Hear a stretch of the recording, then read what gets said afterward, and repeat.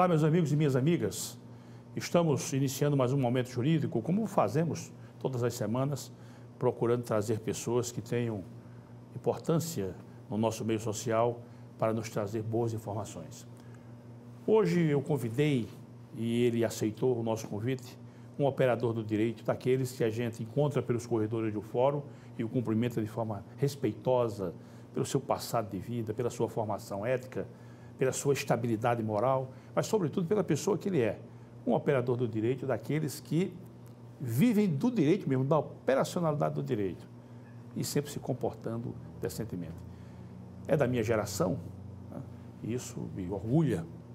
É o nosso caríssimo doutor Rudérico Mentasti, ou Ruderico Mentasti, nós conversamos antes, queria, inclusive, depois tratar desse tema rapidamente, e já era para você ter vindo aqui muito antes, Rudérico, mas uma coisa e outra, finalmente chegou esse momento de nós termos aqui você no nosso meio, e é motivo de alegria e motivo de honra também.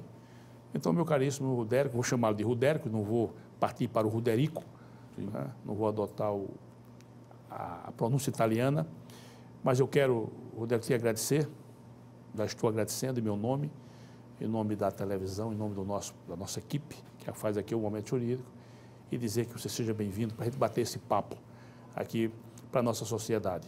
E eu queria, de logo, deixá-lo à vontade para que você achar conveniente, como uma primeira manifestação sua.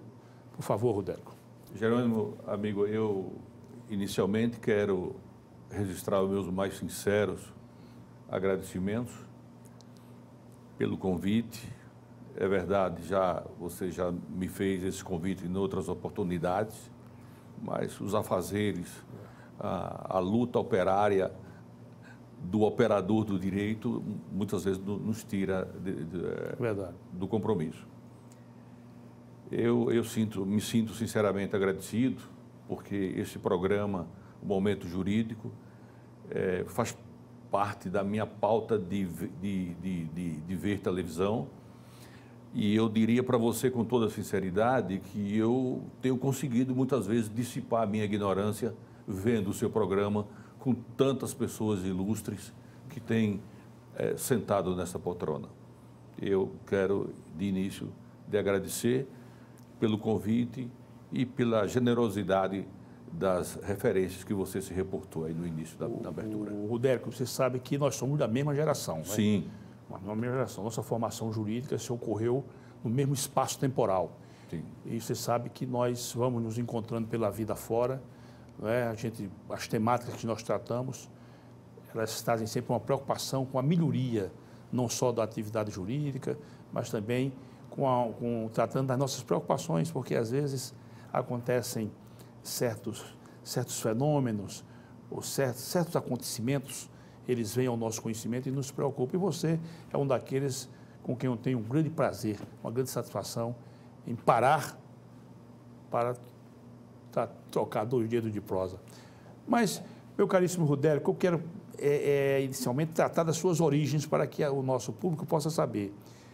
Você é alagoano, mas sua origem não é de Alagoas, né? Não é nem do Brasil, né? Como é isso, hein? Jerônimo, é um certo imbróglio genético na situação. Meu nome, como se vê, ele é curto, único e tem origem italiana. Meu pai é italiano, meu pai é da região do norte da Itália, de Binago. Meu pai foi graduado pela Escola Politécnica de Milão, não é? E durante a segunda... Graduado em Engenharia Civil. Engenharia Civil, na Escola Politécnica de Milão. Naquela época era o início da Segunda Grande Guerra. Todos sabemos que a Itália fazia parte da aliança Alemanha... Chamado Eixo. O Eixo. Do Eixo, né? Eram os 3 países. E aqueles especialistas que se destacavam, eles eram levados para a Alemanha, porque era o centro nervoso, produtor de sustentação de toda a A Alemanha tinha uma grande ascendência sobre a Itália, sim, né? Sim, o seu poderio bélico. Bélico, sim. Havia uma aliança muito forte. E meu pai foi engenheiro na Siemens. Ele chegou aí para a Alemanha? Chegou na Alemanha, trabalhou na Alemanha lá há algum tempo mas no desenrolar do tempo ele começou a tomar conhecimento de algumas atrocidades que estavam sendo praticadas pelo governo alemão na época, e ele então resolveu fugir, inclusive foi detido, foi preso e acabou escapando e ficou depois na Itália no comando de tropas da fronteira, porque já naquela época havia tráfico forte de ópio que vinha do Ocidente através da fronteira neutra da Suíça. E de modo que de lá, depois, fim da guerra, veio o Plano Marshall, que foi o plano de recuperação da Europa, né? Patrocinado pelos aliados. Claro. E ele, após... General Marshall. General Marshall. Foi quem capitaneou, né? Foi capitaneou toda aquela operação de recuperação. Porque a Europa, principalmente a Alemanha, estava destroçada, né? Devastada. De modo que, a fim aquele plano, aí no início dos anos 50, ele então veio para o Brasil, se instalou com uma fábrica de telefones lá em São José dos Campos e depois juntou-se com outros italianos contemporâneos lá da Itália, e foi quando se incorporaram a construtora Enco, que coincidentemente estava naquele boom de estrada de rodagens no Brasil, e uma delas, que a Enco ganhou a concorrência, que era formada por italianos, certo, e tal, foi a construir Maceió, a estrada de Maceió a Palmeira dos Índios. Mas isso foi no governo do Arnoldo Melo. Exatamente. O senador de saudosa memória... Isso foi em 55, viu? Não, foi antes. Foi antes? Antes. Foi no início dos anos 52, 53, que eu nasci já no final. E aí, então, foi quando ele veio para Alagoas e, numa das passagens da trajetória da estrada, passava em Maribondo, onde meu avô, Antônio Sapucaia de Araújo, foi onde o meu avô, Antônio Sapucaia, que é o pai de minha mãe, tinha uma das propriedades das fazendas e a estrada passava em uma... Certo. E aí foi que houve o conhecimento, essa aproximação, e acabou a mamãe se conhecerem e casaram. O Décio não quer, evidentemente... Sim. Eu estou dizendo isso porque a gente tem que fazer, quando a gente faz aquela abordagem histórica, né? Sim. Eu me lembro que eu como juiz, eu acho que em Santana de Ipanema, eu fazia muito essa estrada, Maceió-Palmeira. Sim. E me lembro que um pouquinho antes ali de Palmeira, ainda deve haver lá uma propriedade com uma placa que me chamou a atenção e eu parei. E eu tinha a impressão que eu tinha visto lá em 1955, a inauguração dessa estrada, mas foi antes, né? Foi antes. A parte de Palmeira dos Índios, eu não sei se aquilo ali já foi no trecho dele.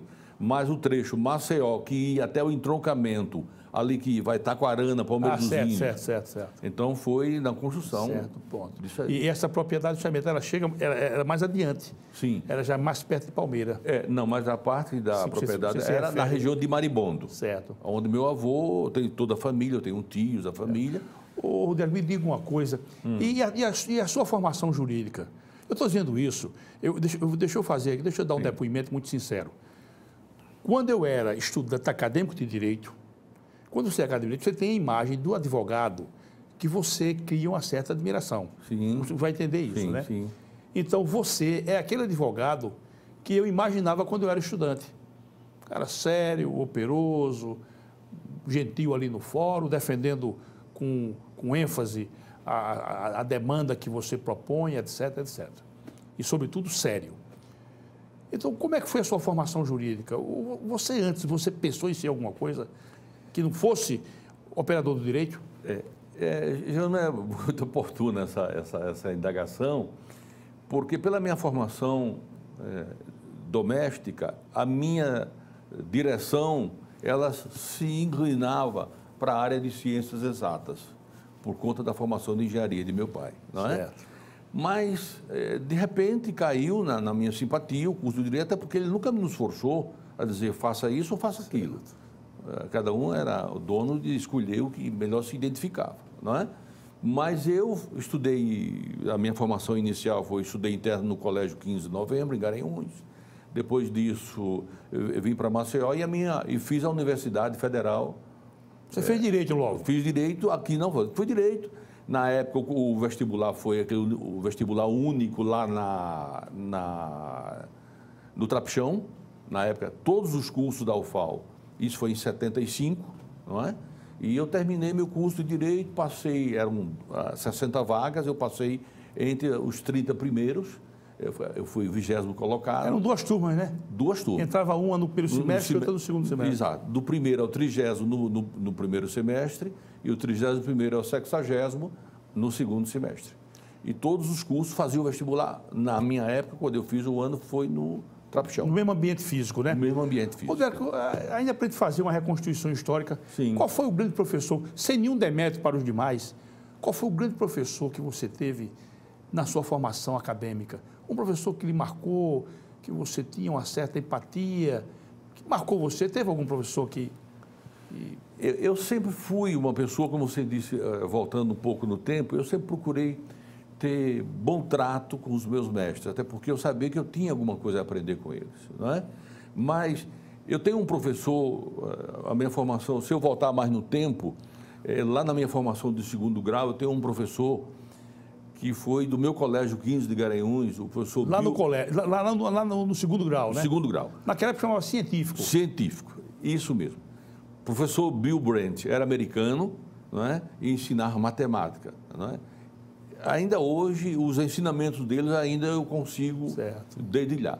E na minha formação acadêmica, eu tive o professor Marcos Mello, que foi uma pessoa com quem eu tive. Está aí conosco? Conosco, o professor Marcos Mello, que eu tenho muito respeito, admiração, e que...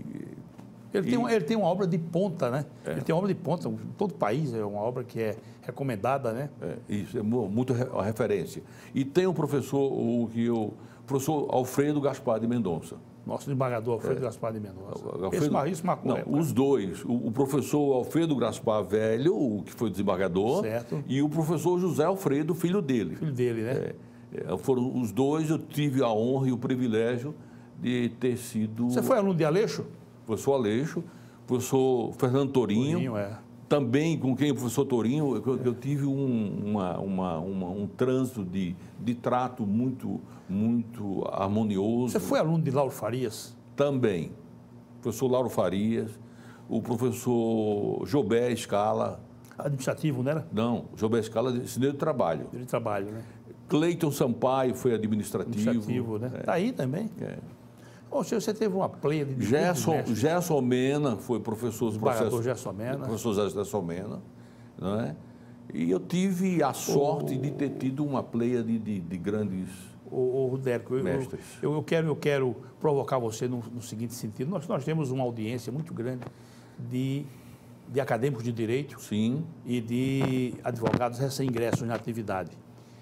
Eu, hoje, fazendo as minhas meditações, hoje eu estou convencido de que a principal matéria na formação, na nossa formação acadêmica, a principal matéria é processo. Tanto penal como civil. Você sem processo, você não chega a lugar nenhum. Sim. Você comunga dessa mesma ideia minha? Sim. E nós temos, a propósito, nós temos agora a recém-edição do novo Código de Processo Civil, que, ao meu sentir, me parece que na última década, nos últimos 10, 15 anos, foi a maior produção legislativa que o Congresso nos ofertou. Por quê? Porque todos nós, operadores do direito, sabemos da importância que é o Código de Processo Civil. Sem dúvida. Da importância que há na relação do jurisdicionado, do Poder Judiciário. Enfim, sem ele não há como se praticar. Deco, você acha, já que nós começamos a tratar disso, você não acha que está sendo um pouco frustrante, não? Eu quero que você me enquadre isso melhor. Veio o nosso novo CPC agora, 2015, mas se ele veio para dar celeridade, não é, à jurisdição, ainda não atingiu o seu desiderato, não. Eu estou vendo com muita preocupação. Outro dia eu pedi para a nossa assessora fazer lá um levantamento. Lá na nossa unidade jurisdicional, nós estamos recebendo entre 110 e 120 novas ações todos os meses. Repare bem, esse mesmo número está ingressando em todas as varas de competência não privativa. A minha é apenas uma delas. Você não acha, aí eu quero provocar o senhor nesse sentido, você não acha que já é tempo da nossa sociedade, entenda bem, dos nossos homens e mulheres, litigarem menos, não, e procurarem uma via alternativa de solução de conflito, que só aforando demandas, eu tenho a impressão que esse novo código, ele vai restar baldado, porque nós não vamos chegar a lugar nenhum. Qual é a sua opinião sobre isso, Jerônimo, eu gostaria apenas de iniciar esse tópico dizendo o seguinte: o código Fux, como se diz nos corredores dos tribunais, nós sabemos que o ministro Luiz Fux foi quem presidiu a comissão de juristas. Nós sabemos também que a redação do novo Código de Processo foi da lavra da mestra sempre festejada Teresa Alvim. Né? Teresa Arruda Alvim Vanbier. Arruda Alvim Vanbier. O Vanbier, né? Como alguns pronunciam. Então, em verdade, ele, por ser jovem ainda, me parece que as inovações pretendidas ainda não se materializaram em sua totalidade.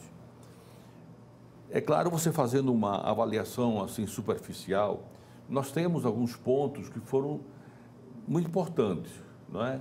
A questão de prazos, acabou aquela celeuma do recesso de final de ano para o advogado, do 20 de dezembro a 20 de janeiro, a inserção do amicus curiae, né? A despersonalização da pessoa jurídica, que nós sabemos que são institutos originários do direito norte-americano, né? Trazidos, agora inseridos no novo Código de Processo Civil, e a parte geral do processo. Mas me parece que talvez se houvesse uma implementação da parte de conciliação, de mediação, talvez os conflitos fossem resolvidos sem a necessidade da intervenção do... Pois é, hoje qualquer demanda, né?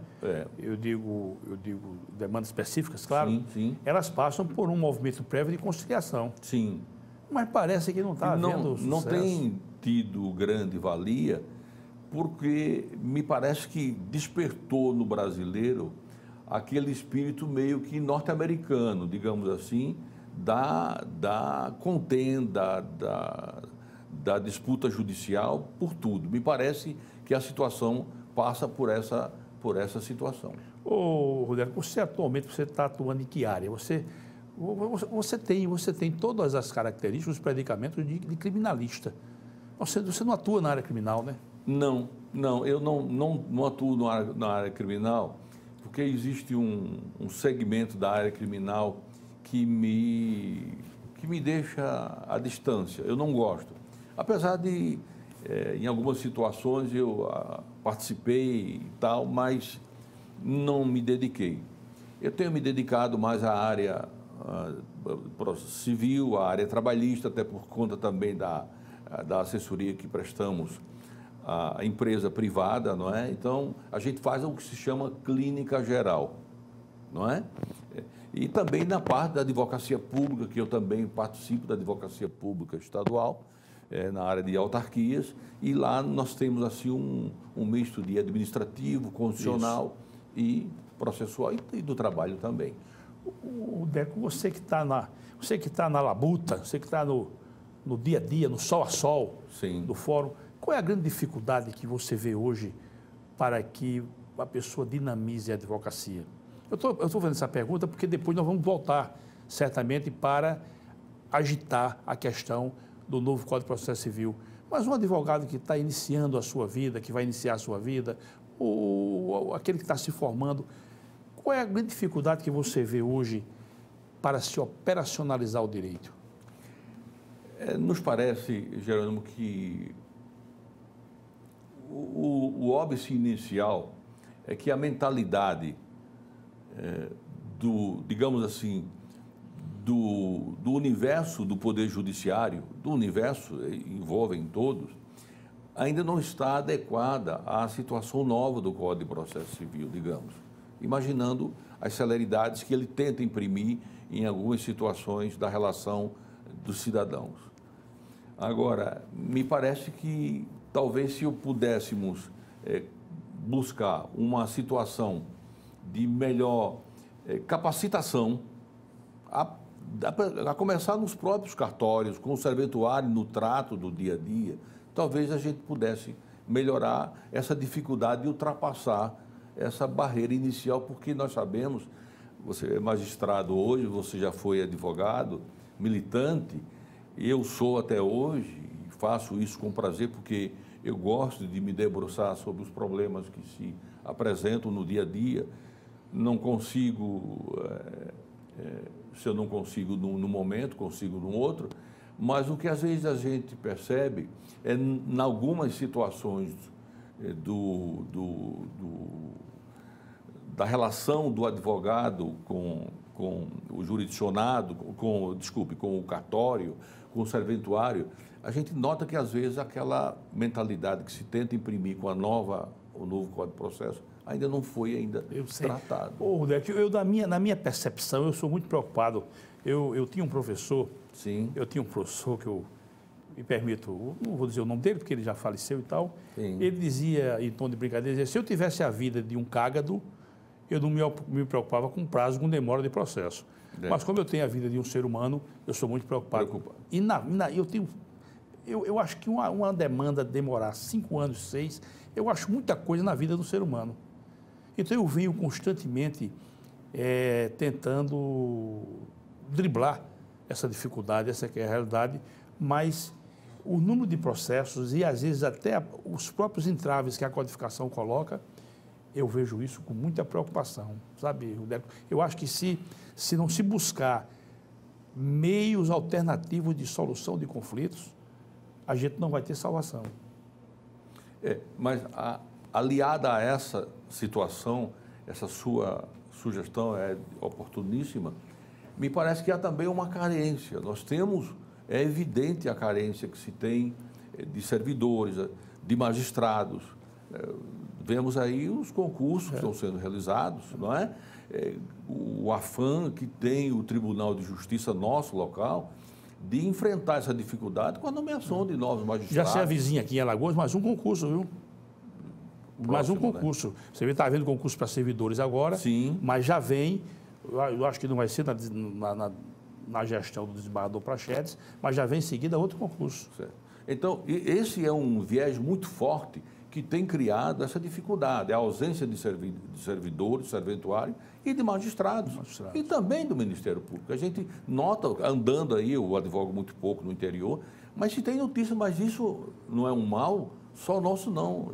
Eu sei disso. Você chega em outros estados da federação, você vê essa dificuldade. Eu sei disso. São Paulo está um horror. Um horror, pois é. Então, me parece que a relação cidadão e poder judiciário, envolvendo-se aí servidores, é uma relação que está sendo muito...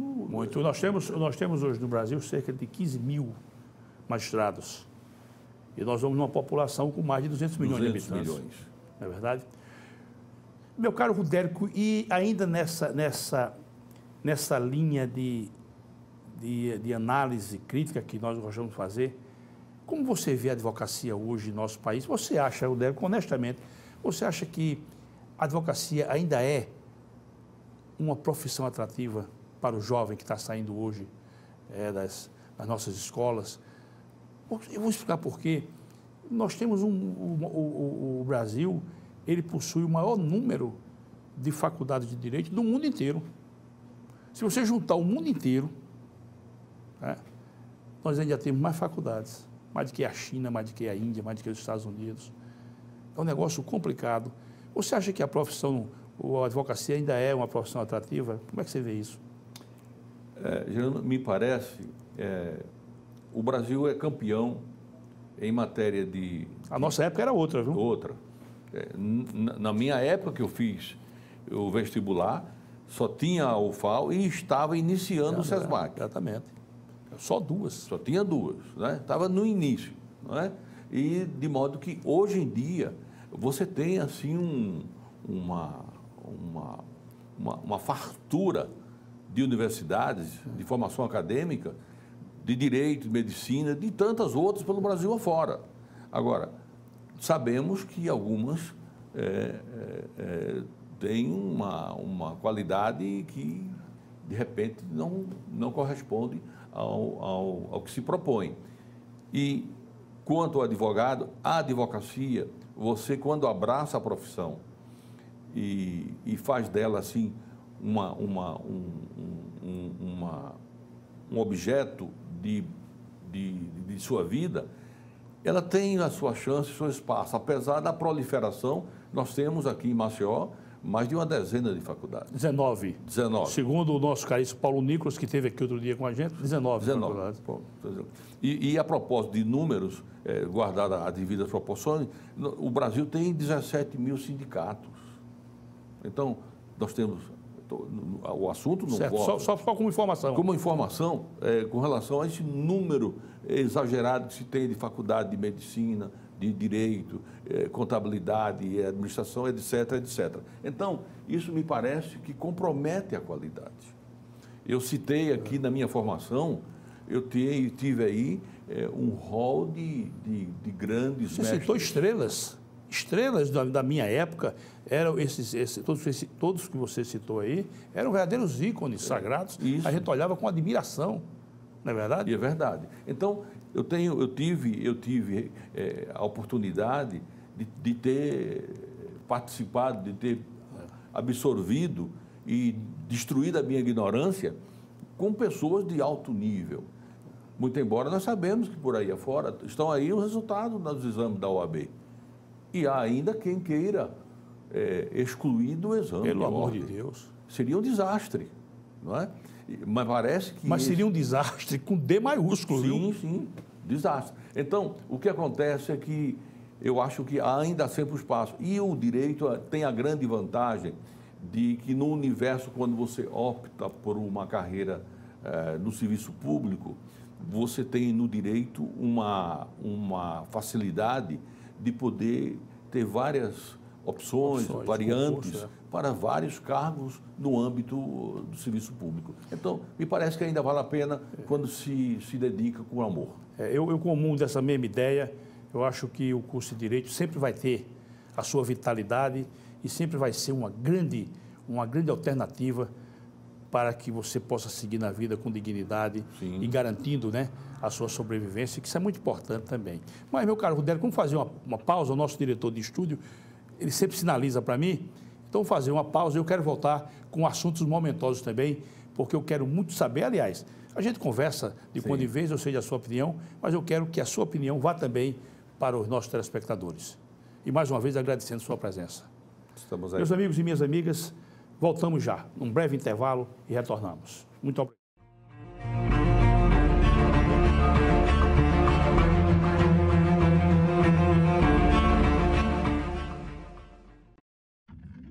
A ACL Investimentos é uma empresa que trabalha com imóveis próprios. Quando precisar locar ou comprar um imóvel, procure a ACL Investimentos. Aqui só locamos e vendemos imóveis próprios. Por isso, damos garantia de um investimento seguro. ACL Investimentos, Rua Durval Guimarães, Edifício Leonardo da Vinci, Ponta Verde. Fone 3327-3911. Quando o assunto é o seu carro, além de escolher a marca líder, escolha também a concessionária que faz mais por você. Por isso, a Blumari oferece o melhor atendimento em serviços, peças e acessórios. E ainda tem as melhores negociações, sendo totalmente certificada pelos padrões Fiat de qualidade e líder de mercado em seu segmento. Fiat Blumari, a marca do seu carro. Avenida Gustavo Paiva, Mangabeiras. O filé do Zezé é a melhor opção. Temos um cardápio variado de churrasco e comida caseira. Churrasco de picanha preparados de um jeito todo especial. Zezé em Casa, 3313-4004. O Borrachão você já conhece. Aqui você encontra uma infinidade de produtos sempre com o menor preço. Dá uma olhada. Compressor de ar da Pressure, 24 litros, 116 libras, por apenas R$ 749,90. Tem ainda aspirador industrial da Ride, por apenas R$ 549,90. E na linha automotiva ainda tem para-brisas a partir de R$ 219,90 e você não paga a mão de obra. Corre pro Borrachão, 3336-4646.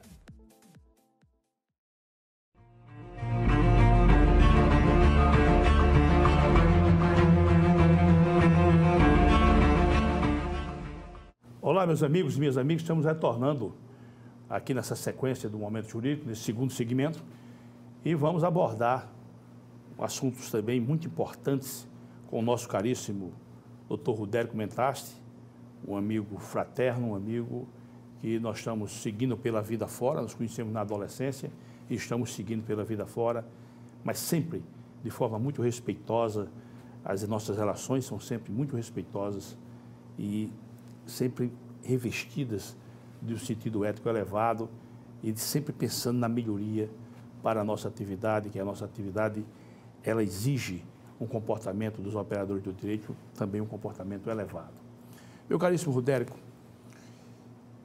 conhecendo como eu conheço a sua formação, você tem uma formação sólida, tanto de prática moral, como de enfrentamento nas relações intersubjetivas, sempre de forma elevada. Como é que você vê o atual momento do nosso país, hein? Isso é uma pergunta que eu te faço aqui com frequência, porque eu quero saber, quero fazer esse apanhado. Como é que você vê o atual momento? Deixa eu te falar, hoje é um negócio que me deixa realmente perplexo. Literalmente, todos os dias, uma nova ocorrência que mediocriza e que não é uma coisa boa para nós que vivemos na sociedade e que estamos por aí cuidando das nossas vidas, não é? Sempre sem abrir mão dos nossos valores. É muito ruim. Hoje, um deputado federal, um gestor público e um senador investigados. A Polícia Federal ingressando na casa, né? Como dizia um professor meu, no sacrossanto recôndito do lar do indivíduo, entrando, ingressando, tirando documento. Como é que você vê esse atual momento por que passa o nosso país, hein, Rodrigo? Jerônimo, eu vou querer aprofundar com você esse assunto. Eu falo aqui como cidadão, a gente parece que hoje em dia o procedimento comum, ordinário, é se ter todo dia a notícia veiculada na televisão de que a autoridade A, B ou C, daqui ou de Alhures, está sendo investigada, está sendo processada e teve o seu trabalho visitado pela Polícia Federal. Que pessoas que deveriam servir de referência. Pois é. Então, o grande problema é quando se busca um paradigma, que se busca um espelho para que se sirva de norte para a gente, e aquele espelho e aquele paradigma não é uma referência que se recomende, que decepciona. Eu tenho crido muito, Jerônimo, que nós podemos chegar numa outra situação. Até porque o bem jamais poderá baixar a cabeça e sucumbir ao mal. Eu falo aqui no sentido figurado e amplo. Temos visto situações, como eu disse antes, de desesperança, de descrédito, de falta de vontade, até agora de se ir votar. Estamos nos avizinhando à eleição agora em outubro. As situações têm sido criadas tão desfavorável ao que se diz, ao que se apregoa pelos nossos representantes, que eu conheço muita gente que não vai votar, vai para outra cidade, justifica, até porque se houvesse a opção da faculdade de se votar ou não, sem nenhuma punição, nós iríamos ver a ausência do eleitorado brasileiro. Não perca seu raciocínio. Eu tenho conhecimento de que pelo país afora, muita gente está saindo do Brasil, muita gente. Mas, para a tristeza minha, um amigo meu, pessoal, empresário aqui no estado de Alagoas, foi embora daqui. Foi para a cidade do Porto. Você imagina, ele já não é nenhum garotão, mas deixou tudo aqui e foi com a família dele morar na cidade do Porto. Isso não é entristecedor? Muito. E a exemplo dessa situação, eu estive agora há um ano, mais ou menos, no Uruguai, e lá em Montevidéu, a notícia que nos foi passada pelo guia turístico, e o cidadão que vai para o Uruguai, brasileiro, com 3 meses, de que comprove residência, atividade, ele ganha a identidade uruguaia. Obviamente, tem que passar por uma avaliação. Claro. Então, nós temos exemplos desses. Quantos vídeos pelo esse aplicativo de mensagem você tem constante? Muita gente vai para os Estados Unidos, porque nós estamos aí nos avizinhando do último e do derradeiro dia para o ajuste com o leão. Qual é o cidadão brasileiro que sente feliz em trabalhar 3, 4 meses da sua vida para pagar o imposto de renda, quando nós sabemos que esse dinheiro, como tantos outros tributos que nós pagamos, são... Dérico, só um parênteses, não perca o seu raciocínio, eu já agendei com o meu contador para quinta-feira pela manhã ir lá prestar minhas contas ao Leão. Eu não quero problema com o Leão. Olha, eu estou sendo muito sincero com você. Uma certa vez, um erro na minha declaração de imposto de renda. Olha, eu vivi em palpos de aranha. O Leão não perdoa ninguém. Havia, na década de 30, comecinho da década de 30, havia um juiz em Viçosa. Naquela época, a declaração de imposto de renda ainda era uma coisa bem empírica, eu diria quase que voluntária. Mas quando chegava ia lá um funcionário da Receita, ele ia, para a gente que atrás não era, ele ia a Viçosa para receber as declarações de imposto de renda. Você imagina o nível. Mas esse juiz, ele ia assim, sabe, entregar a declaração de imposto de renda dele. E ele dizia a todo mundo: eu não quero problema com 3 coisas. Eu não quero problema com a minha mulher em casa, eu não quero problema com a polícia e não quero problema com o imposto de renda. Ele ia entregar. Pois é. Então, veja bem, é isso aí. A obrigatoriedade do imposto de renda passou só no início dos anos 50, 60, que nós passamos a ter essa obrigatoriedade. Agora, o que nos causa estranheza, a propósito, pegando um gancho no que você falou, é se nós cometemos o pequeno erro até de digitação, um número a mais, de decimais, a eficácia... Eu comi os diabos, meu amigo. Olha, foi multa, foi danado, viu? Então, a Receita Federal Brasileira é extremamente eficiente, competente e eficaz para detectar esses pontos. Agora, o que nos causa estranheza, diante do que se tem mostrado na mídia nacional, Jerônimo, são pessoas que não ganham na loteria, não é? Não ganha na loteria, não herda, não tem renda declarada que justifique, e o indivíduo... Dérico, nós temos muito assunto. Eu ando muito preocupado com essas questões do nosso país, ando muito preocupado mesmo. E outro dia eu estive aqui numa livraria e a mocinha veio falar comigo, aí eu disse: eu estou querendo alguma coisa a respeito de caráter. Eu ando preocupado de verdade com isso. E ela então foi para lá, quando voltou com essa obra, e quando eu li o título, digo: essa obra me interessa. Chama-se Ética e Moral, estou terminando esse livro, Ética e Moral, a busca dos fundamentos. É de um pensador religioso chamado Leonardo Boff. Ele aqui explica direitinho a questão da formação de caráter do indivíduo. Aí eu te pergunto, Dérico, você não acha que essa deformação do nosso, o que nós estamos vendo atualmente, essa deformação, você não acha que ela tem origem dentro de casa, não, Dérico? Eu estou muito preocupado com isso, sabe? Eu tenho a impressão que essa anarquia, ela nasce do ambiente doméstico. Sabe, eu fico até meio confuso. E te explico, Rodérico, os valores que me foram passados dentro da minha casa, todos os dias eles povoam a minha cabeça, todos os dias. E se eu não segui-los, eu vou me incomodar mesmo. O que é que você acha? Qual a sua opinião sobre isso? Você não acha que essa anarquia vem de casa, não? Como é que você vê isso, Rodérico? Eu peço emprestado a você e faço suas minhas palavras, porque é incontornável, é incensurável e não há como você negar que esse desvio de conduta, ele tem o seu nascedouro lá na formação doméstica. Eu peço permissão a você para citar aqui uma frase de meu pai, que era um homem que falava 5 idiomas, tinha uma formação acadêmica respeitável e gostava de escrever. Dentre tantas frases que ele escreveu, eu tenho algumas anotações, ele disse: somente um povo trabalhador e honesto poderá fazer uma nação forte e respeitada. Somente um povo trabalhador e honesto poderá fazer uma nação forte e respeitada. Isso. Nós estávamos conversando um outro dia, você vai se lembrar disso, e você citou uma frase do Agamenon Magalhães, que eu queria passar isso para os nossos telespectadores.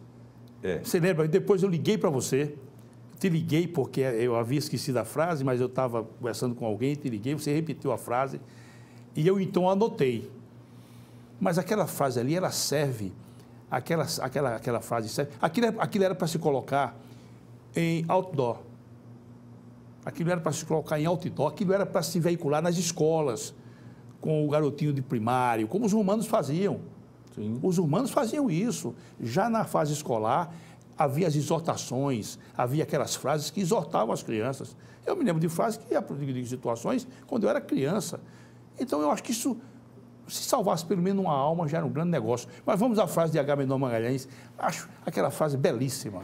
Aquela frase, eu realmente, ela tem de uma profundidade, de um espectro muito amplo, que deveria, como você disse muito bem, ser outdoor, ser colocado em todo esse país, onde que todo mundo visse e tomasse nela uma referência.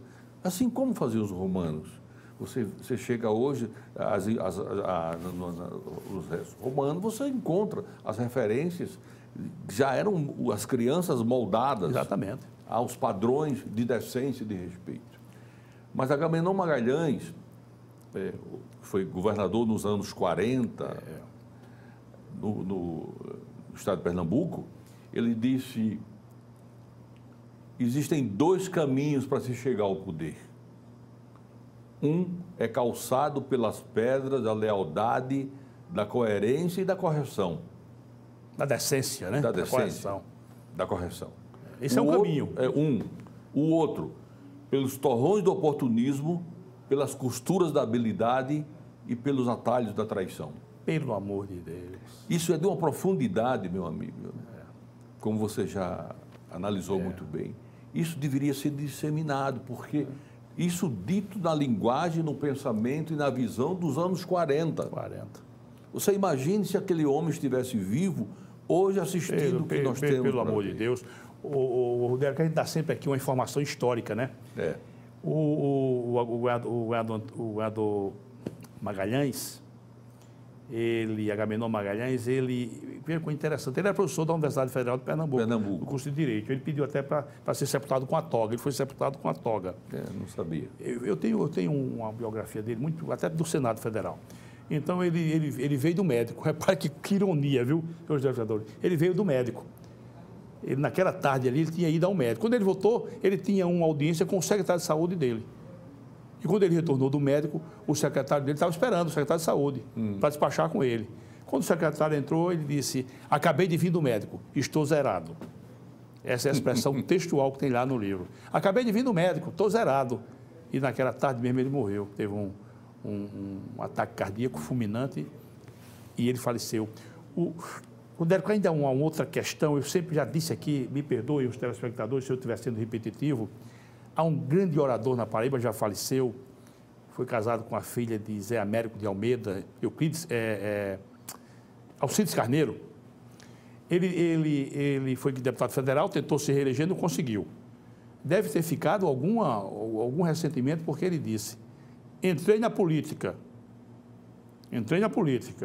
conheci todos os caminhos que levam aos infernos e todos os procedimentos adotados pelo Satanás.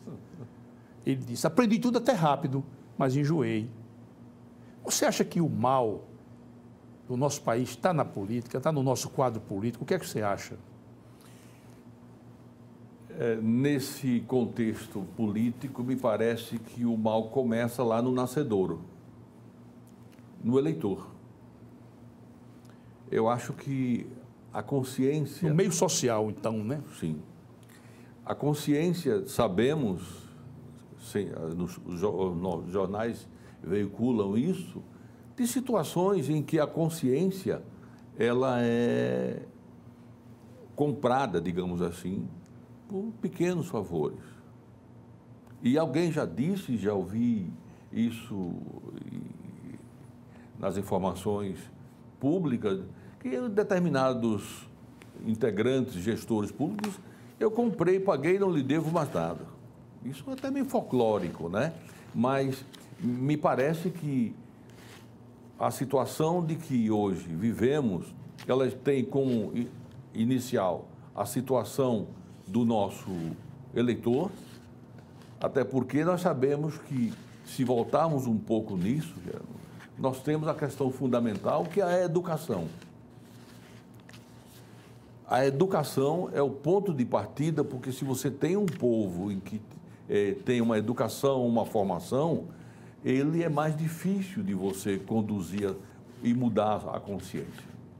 Então, tem se mostrado que naqueles países em que a educação não se predomina, é muito mais fácil você manipular essas massas. E, por outro lado, também há uma política, digamos, de impunidade, de relativa impunidade.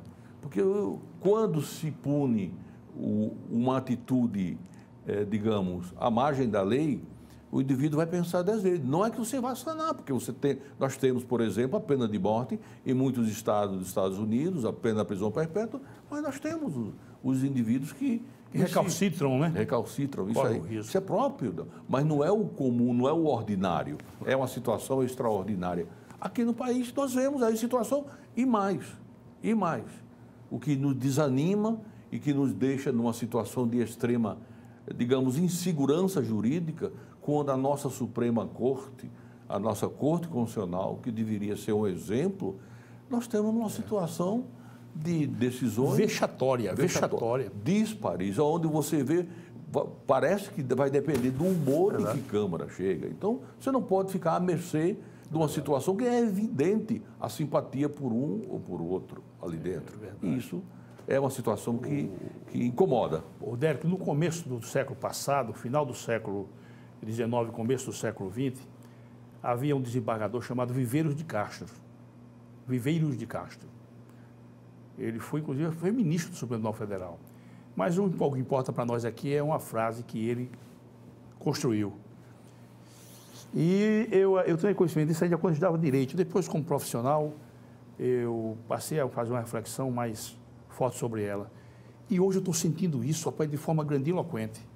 Dizia Viveiros de Castro: não existe maior incentivo para a criminalidade de que a simples expectativa de não se ver punido. Ou seja, o indivíduo aposta na impunidade para ingressar de forma escancarada no mundo da marginalidade. Você não acha que é por aí, não? Se o indivíduo tivesse certeza de que sendo alcançado, né, na persecução criminal, ele iria ser punido, você não acha que ele teria maior cautela, não? Ou ele ficaria até refreado, não, no seu ânimo? Eu concordo, é exatamente isso. Jerônimo, veja bem, guardadas as devidas proporções, até poucos anos, nós não éramos obrigados a usar o cinto de segurança, por exemplo. Hoje somos obrigados, por quê? Nós temos duas punições, uma no bolso e uma no registro da sua habilitação. Por quê? Porque eu uso o cinto de segurança, porque eu sei que se eu for pego, afora o risco de um efeito muito mais danoso no caso de uma colisão, também existe a aplicação do Estado. Então, a presença do Estado, quando ele se faz de forma branda, homeopática, com candura, vamos chamar assim. Com candura, com generosidade. Né? Então, o que acontece? Não, eu vou fazer isso, eu sei que não vai, vou criar obstáculos, ao final, o longo braço da lei não vai me alcançar, porque eu posso ter alguns benefícios, inclusive da prescrição. E aqui parece que está realmente enraizado. Você vai, por exemplo, eu li há uns anos atrás, Rui Barbosa, sempre o nosso o nosso grande Rui. É. Eu queria até que você comentasse rapidamente, Rudério. Eu queria dizer o seguinte, eu não entendo, o Rui dizia, eu não entendo. Isso o Rui dizendo, viu? Eu não compreendo, eu não entendo por que é que os nossos homens públicos não têm, no trato com a coisa pública, o mesmo sentido que ele tem com o trato com as suas coisas pessoais no ambiente de sua casa. Numa síntese, por que é que os nossos homens públicos não tratam as suas coisas pessoais da mesma forma que tratam as coisas públicas? Mas essa cultura que está enraizada, obviamente isso você não pode dizer que todos nós, 200 e tantos mil pessoas, né? Mas isso é uma situação comum que o indivíduo diz aquela máxima meio que burra, idiota, que diz, não é meu, não é teu, é do governo. Existe mais ou menos uma expressão antiga que se dizia mais ou menos isso.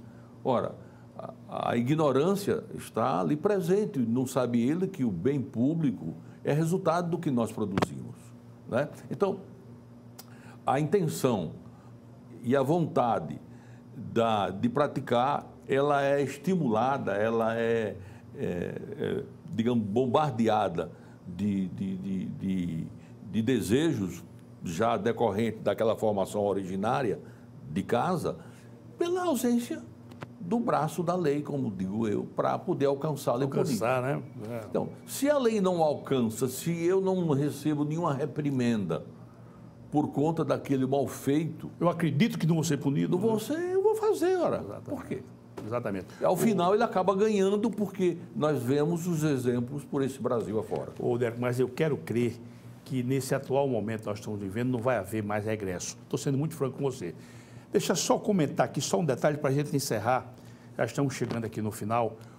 Aqui no Ética e Moral, a busca dos fundamentos, o nosso caríssimo Frei Leonardo Boff, ele diz que a palavra ethos, do grego, que significa casa. Significa casa. E ele sai fazendo considerações importantíssimas. Mas uma coisa que ele diz é que em qualquer nação, em qualquer povo que se queira perceber grande, e isso eu vejo na sociedade norte-americana, é o que se chama de solidariedade. É a preocupação com o outro. Que nós somos tão carentes disso. É a preocupação, é cada um que faz parte de uma comunidade se preocupar com o outro. E se preocupando com o outro, aí vem o ethos do cuidado, entendeu? O ethos da diligência. Você não acha que falta isso, não? Que é cada um por si e Deus por todos. Essa falta de respeito não nasce dessa ausência de solidariedade? Nós temos isso aqui, por mais que possamos chegar a passear aqui ou acolá no outro pensamento, Gerando, nós vamos cair naquela situação originária que tratamos há pouco. Por quê? Nós vemos essa questão da formação, que essa variação de comportamento moral, de conduta, até na porta de um elevador de um prédio. Você chega e alguém quer chegar na sua frente. É no semáforo. O indivíduo quer apressado, lhe dá um trancão para andar 20 metros e depois está do seu lado. Então, todas essas situações que envolvem no dia a dia da vida do cidadão, na relação interpessoal, ou até de trabalho, ou até doméstico, nos leva a um momento de que o Brasil precisa passar por um repensamento de conduta, de formação. Quando se trata dessa questão, por exemplo, só vou pegar só um fato específico, a questão do desvio de remédios, né? Qual é a preocupação que quem pratica isso está tendo com o seu semelhante, com o seu irmão, né? O seu patrício? Está compreendendo o que quer dizer? Sim. Estou pegando o caso do exemplo do medicamento, rapaz. A pessoa está naquele sofrimento, naquela doença, naquela coisa terrível, e o indivíduo conspirando desastrosamente contra aquela situação, malversa o interesse do seu semelhante. Mas, meu amigo, eu quero dizer que nós estamos finalizando, mas eu quero deixar você ainda para uma última consideração e quero, meu caríssimo, te agradecer, dizer que foi muito bom tê-lo aqui e que os nossos convidados sempre retornam, porque sempre há temas momentosos, e eu quero te agradecer, mas deixá-lo à vontade, para que você faça uma última consideração aos nossos telespectadores. Por favor. Eu quero encerrar para renovar os meus agradecimentos ao Momento Jurídico, à equipe, pelo trato cordial, pelo convite, e sempre que possível estaremos aqui para discutirmos essa conversa aberta, uma conversa assim que possamos discutir os problemas do nosso Brasil. E eu só espero que tudo que nós almejamos, nós possamos amanhã, nossos filhos, nossos netos, possam dizer, não, realmente hoje nós estamos vivendo num Brasil melhor e que não tenhamos que assistir a cada dia essas mazelas que povoam esse Brasil imenso. E a Muito você, obrigado. E eu sou quem agradeço, e a você, Rodérico, pela nossa amizade, eu posso dizer com todas as letras, porque eu sinto em você aquela correspondência, aquela afinidade de interesses e de valores. Vamos combater o bom combate sem perder a fé. É como se diz em italiano, piano, piano si va lontano. Então vamos, quem sabe, devagar, vamos conseguir chegar lá. Maravilha. Meus caros telespectadores, muito obrigado pela audiência, por esse prestígio da audiência, sempre honroso. Até o nosso próximo encontro, se Deus quiser. Tchau.